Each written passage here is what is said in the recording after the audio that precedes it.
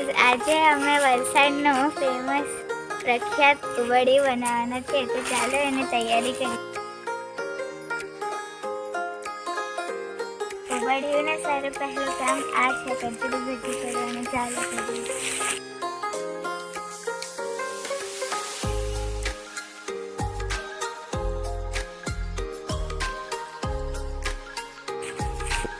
ચાલો આપણું આ કામ તો થઈ ગયું છે. હવે આપણે ઉબડી માટે ફ્લાવર સારું કલર કાપવા જઈએ છીએ.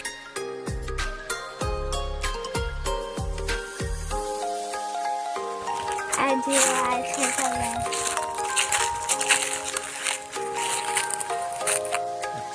ચાલો તો આપણે કલર ભેગી કરી લઈએ છીએ.